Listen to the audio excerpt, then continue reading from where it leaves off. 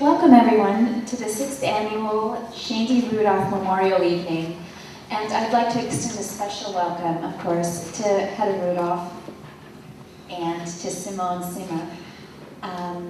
Your support and generosity has meant so much to us, and we're going to talk about that a little bit more. I'd also like to thank Joel Walters, the Dean of Humanities, for such gracious support and generosity for your presence here tonight, and also to the chair of the English department, Sharon Amon Lotan, and it really means a lot to us that you're here as well tonight, so thank you.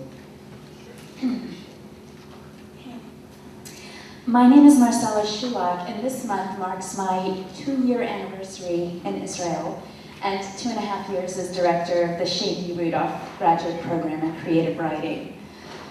I'll explain that discrepancy in just a minute.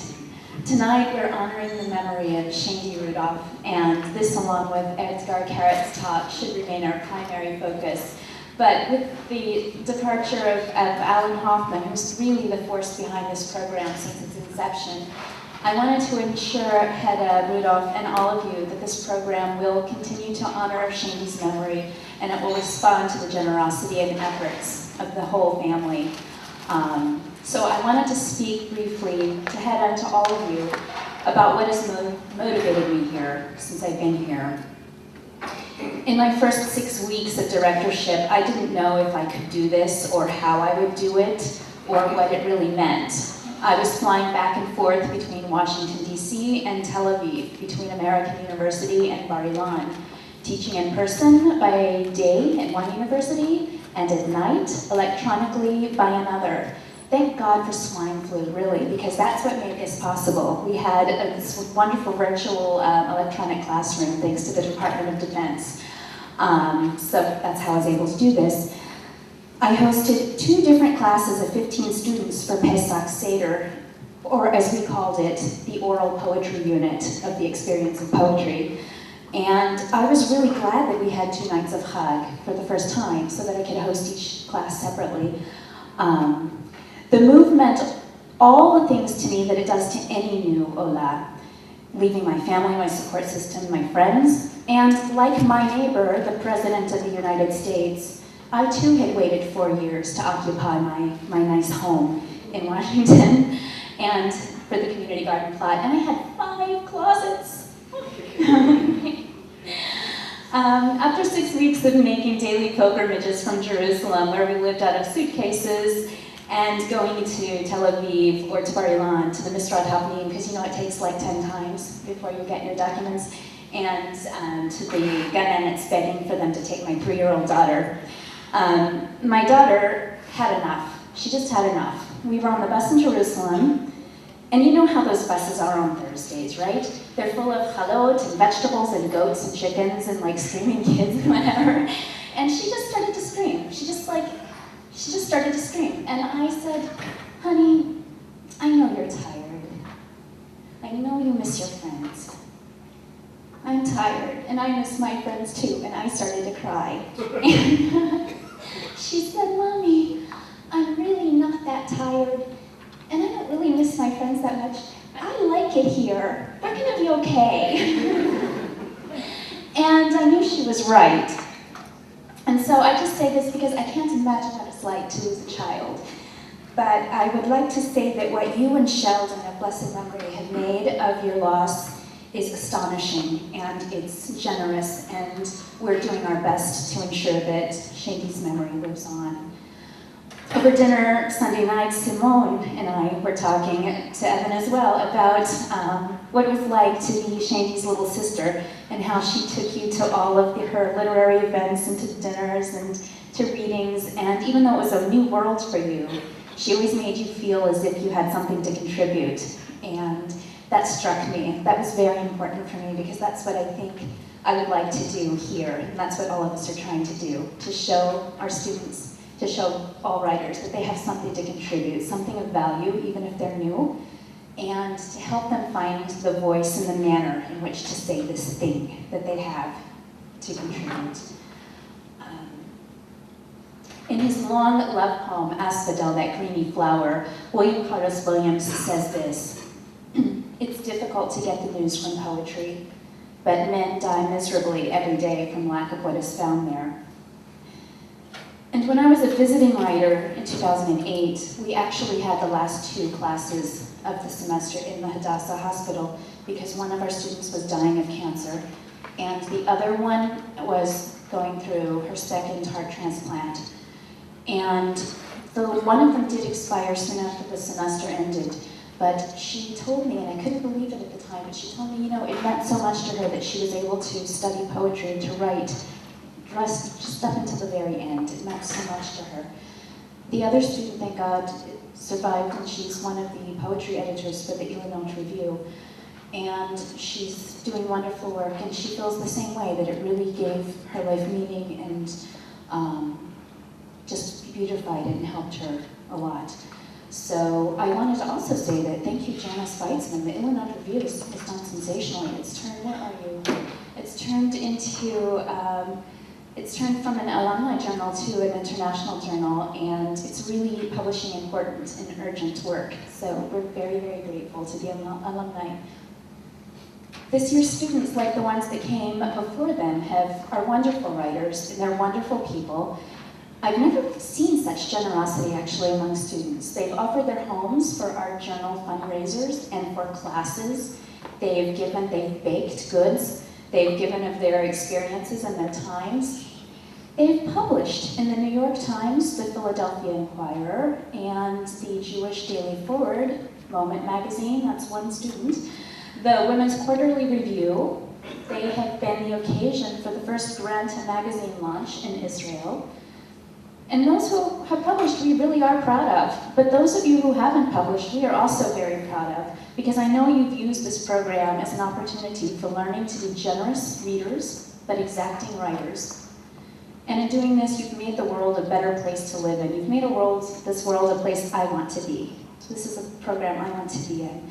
And I'm here. So thank you, everyone. Thank you, Hedda Rudoff, and your family.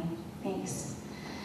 For the coming year, we're especially thrilled. We continue to grow, we continue to expand, and for the coming year, we're thrilled to be able to open up a new branch. In addition to poetry and fiction, we're going to be offering creative nonfiction. And this program is going to start off this summer, and we are absolutely thrilled. And before I close, I really would like to take the moment to honor one more person who's retiring this month in a couple of weeks. And Judy Levinson. Where are you, Judy? There you go. Judy has been the public face of our program for the last 5 years, and her role as coordinator of the Shaindy Rudoff Graduate Program.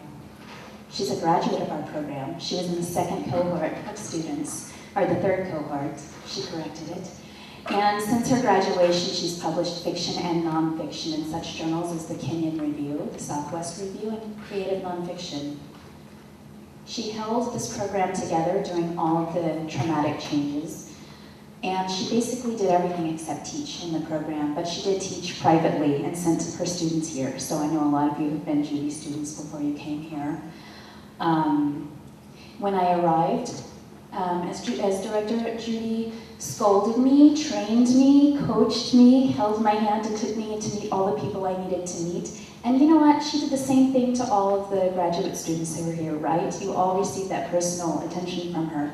It feels like there are like 13 Judys, because how can she give so much to you personally and everybody else at the same time? So thank you, Judy. You organized this fabulous conference, this fabulous memorial, and there's so many things you've done that nobody ever thanked you for, so thank you for those.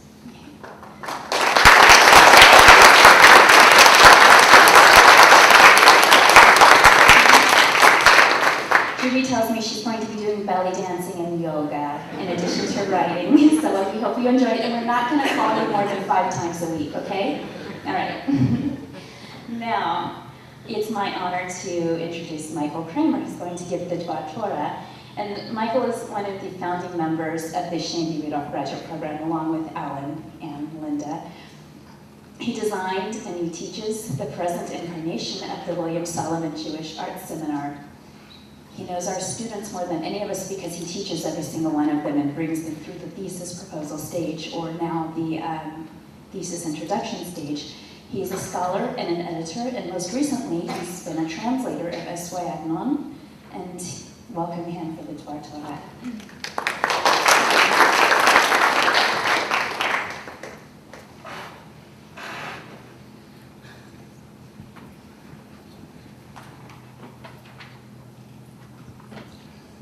Evening.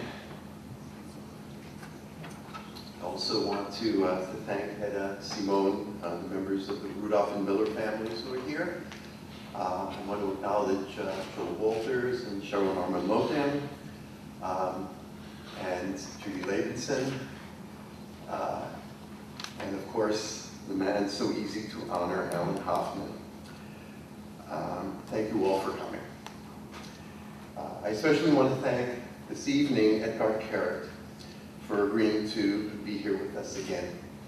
Shaindy brought Edgar to campus a couple of times, but I particularly want to mention the magical evening 7 years ago at the conference Shaindy called First Fruits, when he and Nathan Englander shared a stage here at Bar-Ilan, just over in the law school. It was a shidduch for which Shaindy was extraordinarily proud.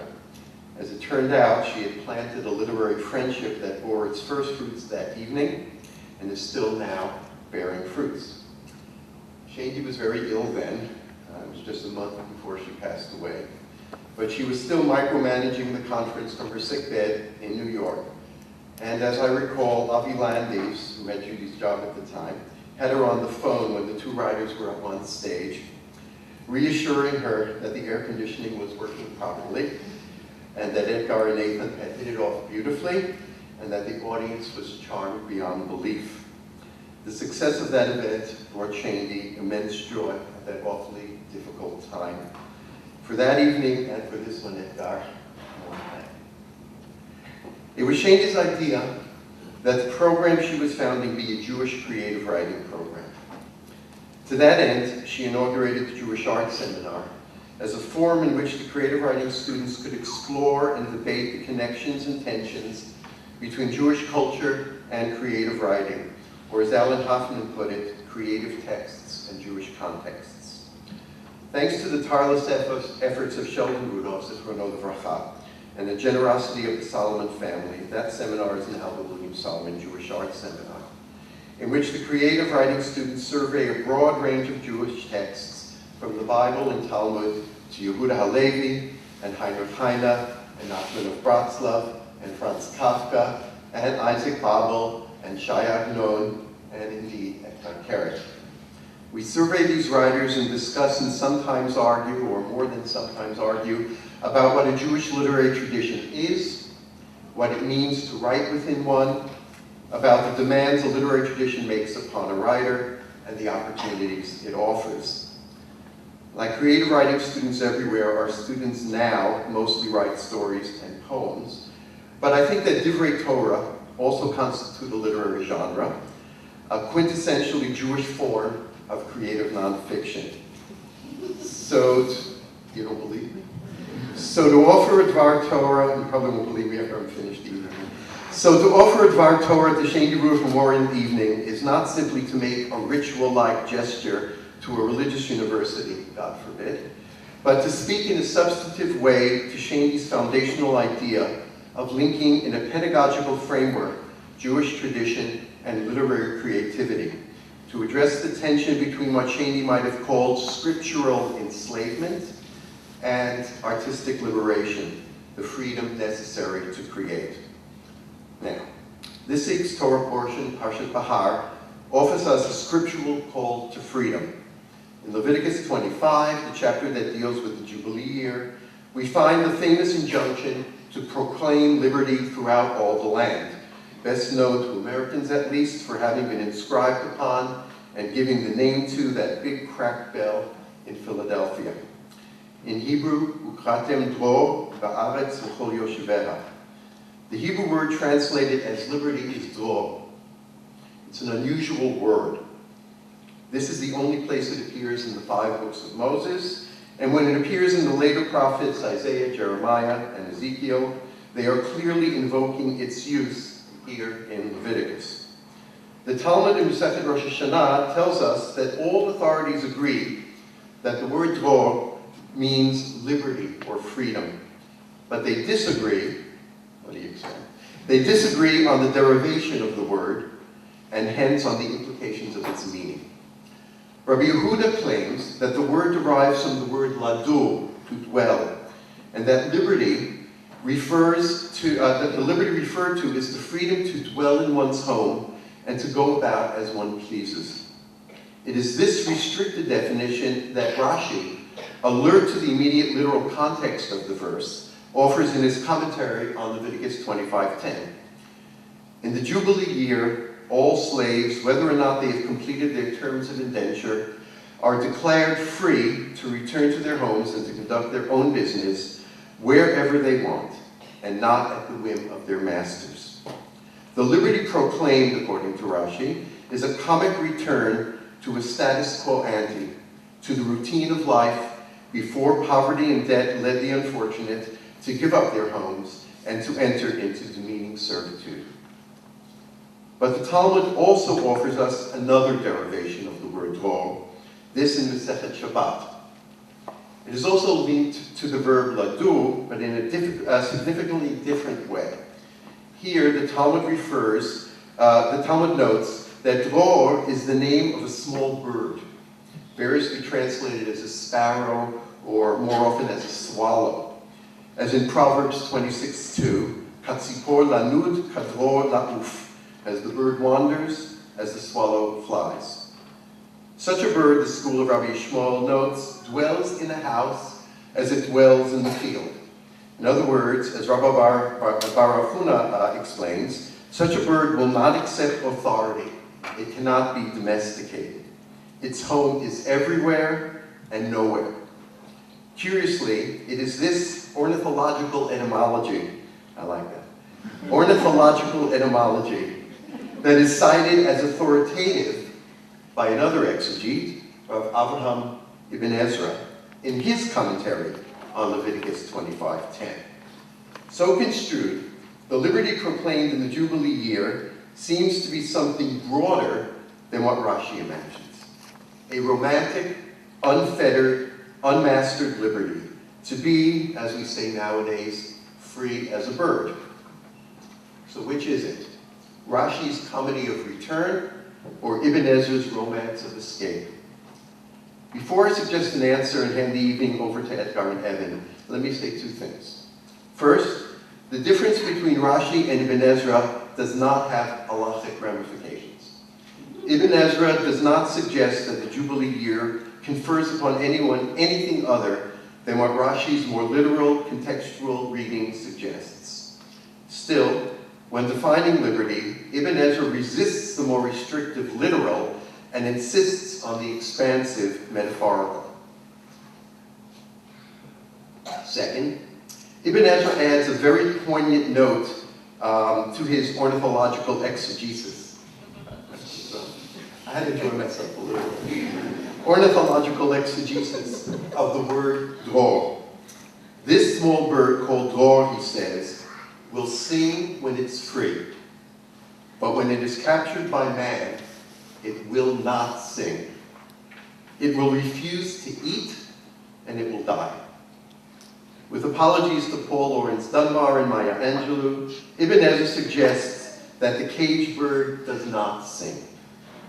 And I think it might add to our appreciation of the poignancy of his metaphor if we recall that besides being a biblical exegete, a grammarian, a philosopher, a mathematician, and an astronomer, Avraham ibn Ezra was also a renowned poet. Thank you. We feel like Ibn Ezra, how necessary, how vital, how precious freedom is to a poet. A poet cannot be a parrot. He must sing, did you get that? A poet cannot be a parrot. He must sing like a swallow, even if what he says seems unorthodox. And I think we can even think of his exegesis here as a kind of poem. At the same time, we know that Rashi's reading is correct, that the Torah is affirming the inestimable value of home, of tradition, of what Alex Haley calls roots, that the proclamation of the Jubilee year was in fact a call to return. We know that even swallows need to nest. So which is it, Rashi or Ibn Ezra? The literary art of the Dvar Torah often consists of presenting seeming contradictions or conflicting interpretations, and then to choose between them. But then not to choose between them, but to resolve them in some creative way, to find new meaning in the conflict, in the tension. So I'm not going to choose. And after all, both meanings are authorized by the Talmud. And as far as creative revolution goes, let me give that to Shaindy. Let me say this. When Shaindy conceived of a Jewish creative writing program, she had precisely this sort of conflict, this sort of tension in mind. The challenge to combine Rashi and Ibn Ezra, homecoming and escape, freedom and tradition. What she offered us was a challenge to find freedom in tradition. May her memory and Shelley's memory continue to challenge and inspire us and our students. Yehi Zichron Baruch.